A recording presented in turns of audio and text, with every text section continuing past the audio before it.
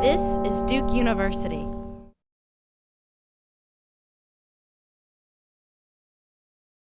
After 9/11, like most Americans, I was very confused about the cacophony of competing messages I was receiving about Islam. Are Muslims peaceful? Are they here to hurt us? And so on and so forth. And so I set out to look at that question, to look at the total universe of people trying to define Islam within the American public sphere.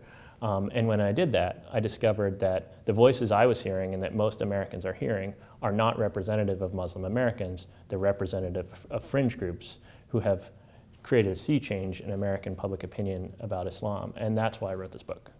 People are, understandably concerned about terrorism.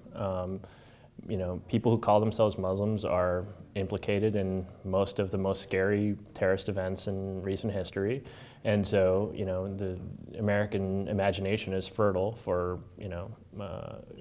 terrifying ideas about Islam. Now we're seeing it on the center stage of the biggest discussion in the American public sphere right now, at the center of the, Republican nomination.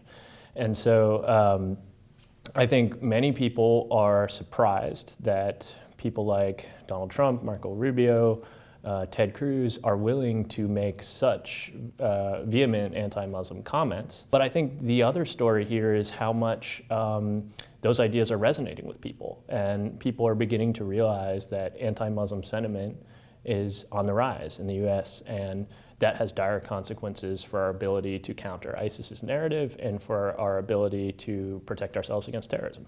I think most Americans don't realize that the overwhelming majority of Muslim Americans don't consider ISIS Muslims. What needs to get out is the palpable and genuine fear that I know exists among mainstream Muslim leaders, because I've interviewed them. That needs to come out in the public sphere, I think. We need to see mainstream Muslim leaders voicing their anger towards ISIS, their fear of ISIS, because Americans are terrified of ISIS. Americans are angry about ISIS. Muslim Americans are also angry about ISIS. Produced by Duke University.